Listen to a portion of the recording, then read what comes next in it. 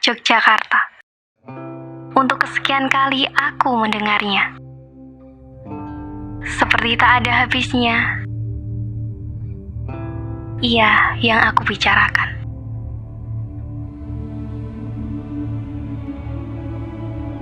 Saat terjadi agresi militer Belanda kedua tanggal 19 Desember tahun 1948 di ibu kota Yogyakarta, membuat situasi pemerintahan di Yogyakarta tidak stabil. Hal ini juga berpengaruh terhadap eksistensi kegiatan hubungan kode atau komunikasi sandi yang saat itu berkantor di Jalan Batanawarsa 32 atau sekarang Jalan 1 Dewa Nyoman Oka. Pada saat Belanda menyerang kantor sandi negara tersebut, beberapa personil berhasil selamat. Di antaranya Letnan II Sumarkijo dan Letnan Muda Sujiatmo. Keduanya kemudian pergi menuju ke desa Dekso, yaitu sebuah desa di tepi barat Kali Progo di kaki pegunungan Menoreh. Di daerah dekat Dekso terdapat markas Kepala Staf Angkatan Perang KSAP TB Simatupang yang berkedudukan di Desa Banaran sekitar 5 km dari Desa Dekso.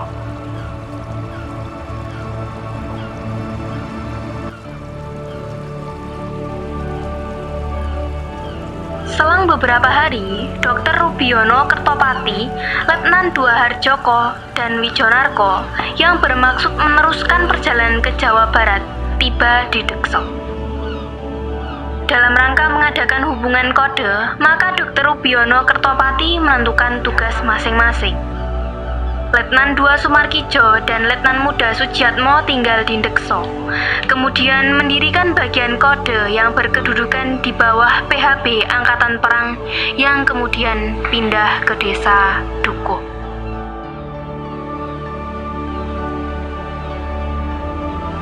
Pada saat itu, Letnan II Sumarkijo ditunjuk sebagai Kepala Kamar Kode dan mendapat tugas tambahan dalam rangka pengamanan terhadap KSAP.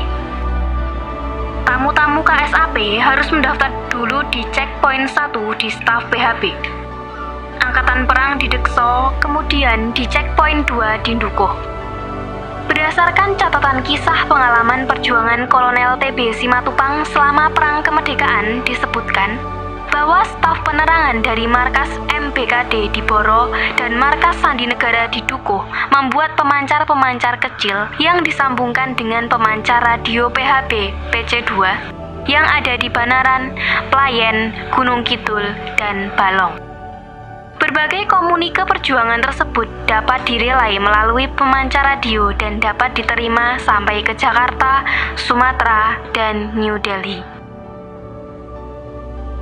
Hubungan komunikasi kode tersebut berjalan sampai kembalinya Yogyakarta ke pangkuan Republik Indonesia pasca persetujuan konferensi Meja Bundar. Penandatanganan hasil konferensi Meja Bundar dapat dikatakan merupakan titik pengakuan kedaulatan Republik Indonesia oleh Belanda. Inilah situs Rumah Sandi. Tempat ini berkaitan erat dengan sejarah persandian di Indonesia. Dahulu, rumah ini digunakan oleh para sandiman untuk mengirimkan sandi rahasia tanpa sepengetahuan pihak Belanda. Hingga akhirnya, pada tahun 2014, situs ini diresmikan oleh Sri Sultan Hamengkubuwono ke-10 dan Lembaga Persandian. Kini rumah ini digunakan untuk wisata sejarah dan terbuka bagi semua kalangan. Untuk lebih jelasnya, mari kita tanya kepada narasumber kita.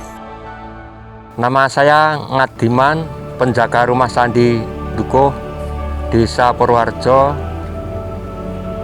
Kapanewon Samigaluh, Kulon Progo. Rumah sandi adalah tempat yang dulu digunakan oleh para sandiman untuk bertukar informasi melalui sandi rahasia pada agresi militer kedua tahun 1948. Rumah sandi terletak di Dusun Dukuh, Desa Purwoharjo, Kapanewon Samigaluh, Kulon Progo. Rumah sandi ini mulai digunakan oleh para sandiman pada tahun 1948. Para sandiman menggunakan rumah ini kurang lebih 3 bulan. awalnya Belanda menyerang markas Sandi di Yogyakarta. Letnan Muda Sujiatmo dan Letnan II Sumarkijo berhasil selamat dan pergi ke Ndekso. Mereka mendirikan bagian kode di bawah PHB Angkatan Perang yang kemudian pindah ke Desa Ndukuh. Bangunan ini diresmikan oleh Sri Sultan Hamengkubuwono ke-10 pada tanggal 29 Januari 2014 menjadi situs cagar budaya.